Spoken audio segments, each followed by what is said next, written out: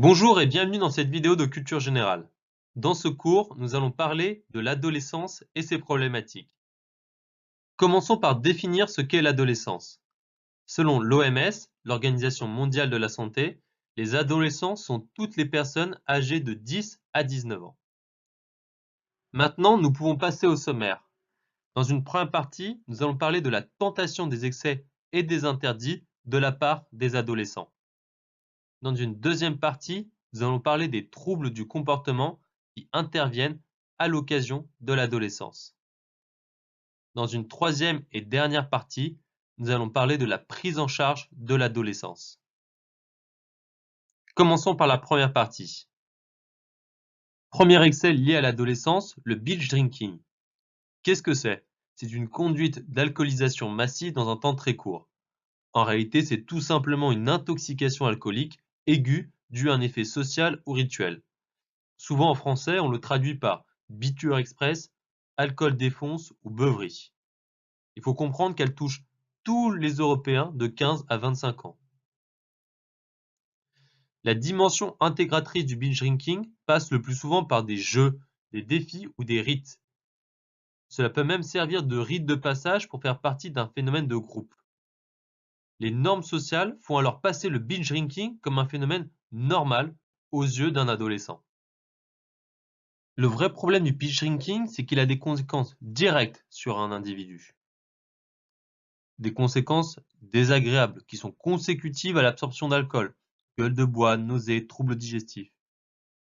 Mais le binge drinking a aussi des conséquences sur la santé de l'adolescent, écart de comportement, troubles cardiovasculaires, troubles cognitifs, éventuellement un coma éthylique. Enfin, le binge drinking a aussi des conséquences sociales, perte de contrôle, violence, bagarres, accidents de la route. Vous trouverez dans le cours papier, disponible sur notre plateforme, un reportage consacré à l'alcoolisme chez les jeunes. Nous vous conseillons vivement de le regarder. L'alcoolisme est tellement devenu un phénomène important chez les jeunes que le gouvernement a décidé d'intervenir. En 2008, il a légiféré sur l'interdiction de vente d'alcool dans les stations-service, sur la vente d'alcool réfrigéré, sur la vente à domicile et a aussi renforcé les contrôles. L'interdiction d'alcool est désormais interdite aux moins de 18 ans. Parallèlement à ça, l'Académie de médecine a proposé en 2007 15 recommandations pour lutter contre le phénomène de l'alcoolisme chez les jeunes. Parmi ces 15 recommandations, on note un renforcement des mesures existantes pour réduire l'accès des mineurs aux boissons alcoolisées. On note l'interdiction du parrainage de soirées étudiantes par des producteurs d'alcool. On note l'interdiction de l'alcool dans toutes les manifestations sportives. Et on note le développement de l'éducation à la santé dès l'enseignement primaire. Autre tentation et excès de la part d'un adolescent, la consommation de tabac. Il faut savoir que le tabac est la première drogue consommée chez les jeunes. En effet, 30% des jeunes de 15 ans sont des fumeurs réguliers et 23% des 15-19 ans fument quotidiennement. Il faut savoir aussi que les fumeurs sont aujourd'hui majoritairement des garçons, même si l'écart avec les filles tend à se réduire. Le vrai problème de la consommation du tabac lorsqu'on est jeune, c'est qu'elle crée une dépendance. En effet, on estime que 50% des adolescents qui ont commencé à fumer ne parviendront pas à s'arrêter. Et surtout, 25% d'entre eux mourront d'une pathologie liée au tabac. Que dit la législation sur le tabac? La loi E20 de 1991 réglemente sa promotion et sa publicité et surtout interdit sa consommation dans des lieux publics. Une extension de cette loi en novembre 2006 interdit de fumer dans des lieux à usage collectif, notamment les bars, les restaurants ou encore les boîtes de nuit. Depuis 2004, il est aussi interdit de vendre du tabac aux mineurs de moins de 16 ans. Mais il faut savoir que seulement un quart des buralistes appliquent cette recommandation, freinant ainsi l'impact de la loi sur la consommation des jeunes. Autre tentation de l'interdit chez les adolescents, la consommation de cannabis. Il faut savoir que la première consommation de cannabis se situe en moyenne à 15 ans. Chez les garçons, le cannabis est souvent associé à une sociabilité intense, alors que, à l'inverse, chez les filles, il est associé à un signe de mal-être. Le vrai problème du cannabis, c'est que Si la consommation est régulière et ou excessive, il engendre des conséquences qui sont importantes. Destruction des neurones, isolement social, problème d'assiduité scolaire, développement de maladies mentales comme la paranoïa ou la schizophrénie. Que dit la législation sur le cannabis? C'est un produit illicite et qui est classé comme stupéfiant au niveau international. En droit français, les stupéfiants sont des substances vénéneuses dont l'usage, la détention, la culture, l'importation et la cession sont complètement interdits. Ainsi, la législation française sur les stupéfiants repose sur 3 principes: l'interdiction de l'usage, l'orientation de l'usager vers une réponse pénale, d'ordre sanitaire ou pédagogique, et la répression du trafic. Il faut savoir que toutes les infractions, même commises par des mineurs, peuvent donner lieu à des poursuites judiciaires au pénal. Que signifie le terme usage? Cela signifie en fait d'en consommer tout simplement. C'est un délit qui est puni d'une peine pouvant aller jusqu'à 1 an d'emprisonnement et 3 750 € d'amende. Que désigne le terme trafic? Il recouvre à la fois la culture, la fabrication, l'importation, l'exportation, le transport, la détention, l'offre, la cession, l'acquisition ou l'emploi illicite de produits stupéfiants. Le fait de faire partie d'un trafic est passible d'une peine de 20 ans d'emprisonnement et de 7,5 millions d'euros d'amende. Consommer du cannabis coûte cher de plus pour l'usager. On estime que le budget estimé d'un usager fumant 1 joint par jour est de 60 à 120 € par mois. Cela crée donc à la fois une dépendance physique mais aussi financière pour un adolescent. Autre interdit lié à l'adolescence, le premier rapport sexuel. Il faut savoir que contrairement aux idées reçues et souvent véhiculées par la presse, les jeunes d'aujourd'hui n'ont pas de rapport sexuel plus précoce que leurs parents.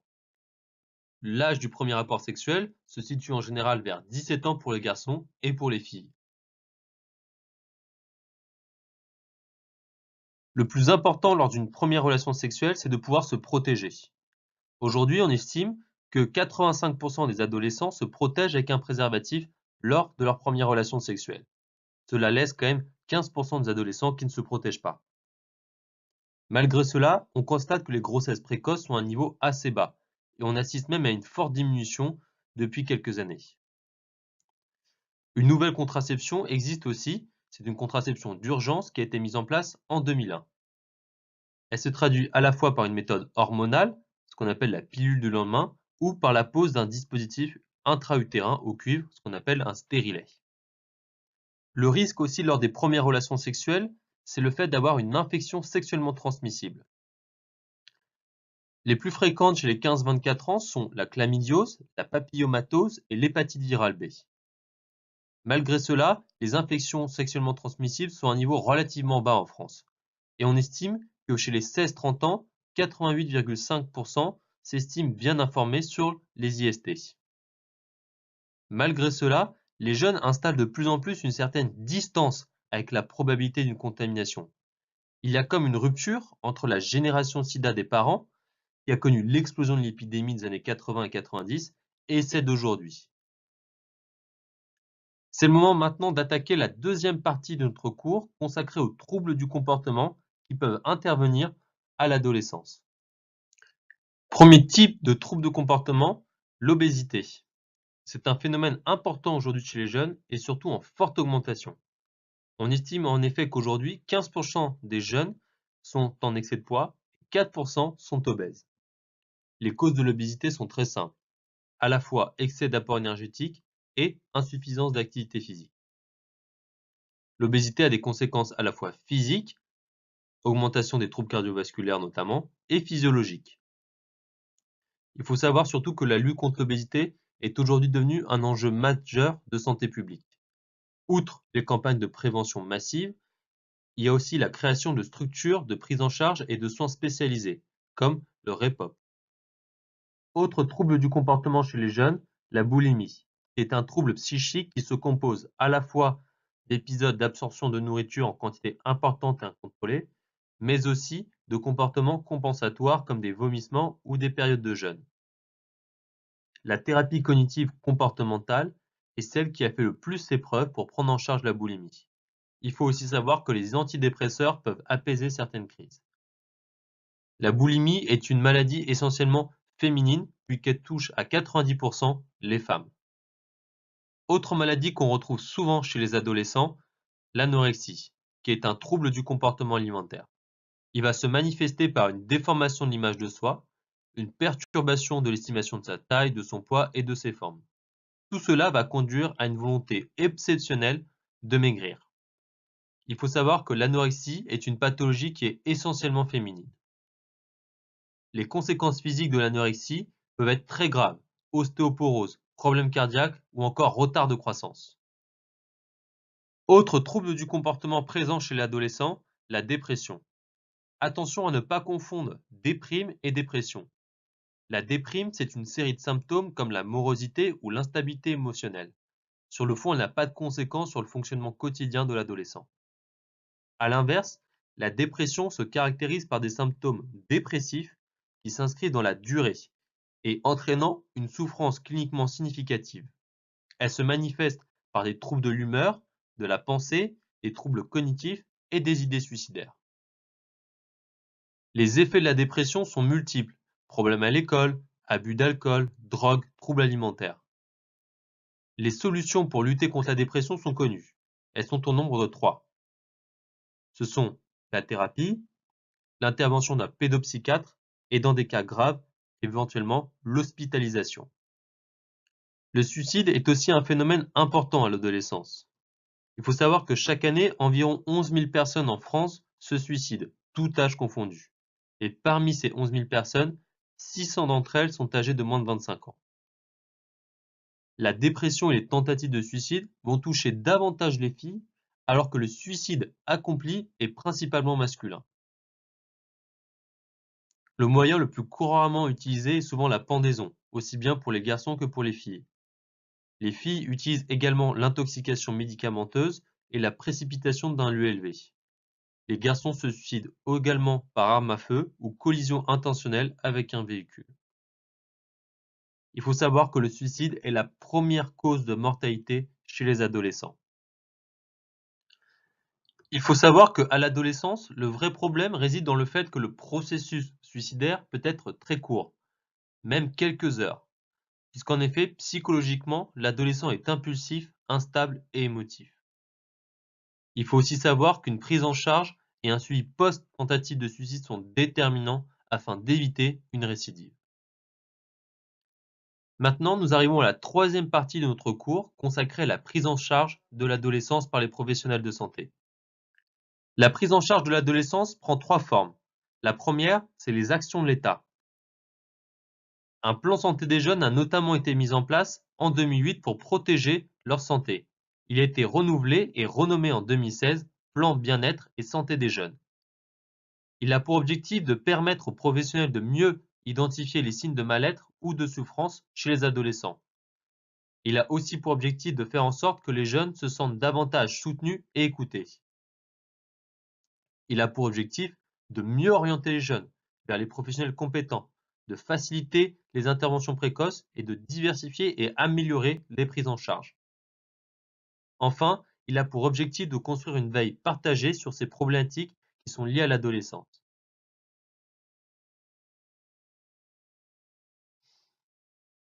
Deuxième type de prise en charge, la création de lieux d'écoute et d'aide aux adolescents. Citons par exemple les points d'accueil et d'écoute jeunes, qui sont des instances de proximité prenant en compte le mal-être et qui agissent dans la prévention du suicide et de l'usage de drogue. Citons aussi les centres de planification familiale, qui jouent un rôle important dans la prévention de la sexualité et des comportements à risque. Citons aussi les espaces santé jeunes, qui proposent une écoute multidisciplinaire à partir de questions de santé d'ordre somatique. Enfin, citons les maisons des adolescents, qui réunissent des dispositifs sanitaires, sociaux, éducatifs et juridiques. Troisième type de prise en charge, les campagnes de prévention. Nous allons ici vous présenter les principales campagnes de prévention qu'il vous faut connaître. Première campagne à connaître, Manger bouger, qui propose des conseils pour savoir comment bien manger et bouger plus. Deuxième campagne, Tabac Info Service, qui est le service de référence en matière d'information et d'aide à l'arrêt du tabac.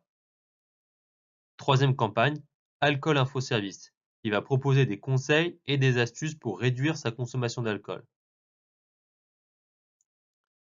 Quatrième campagne, Drogue Info Service, qui elle va traiter forcément toutes les addictions aux différentes drogues licites ou illicites. Choisir sa contraception, qui a été créée afin d'améliorer la contraception des adolescents et des jeunes adultes.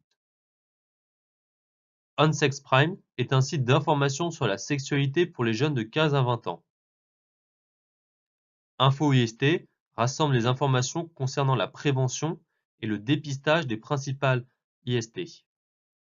C'en est fini de ce cours de culture générale. Merci de l'avoir suivi. Comme d'habitude, si vous avez des questions ou des remarques sur ce cours, vous pouvez venir nous parler directement sur le chat ou nous envoyer un mail. À bientôt sur Prep Academy.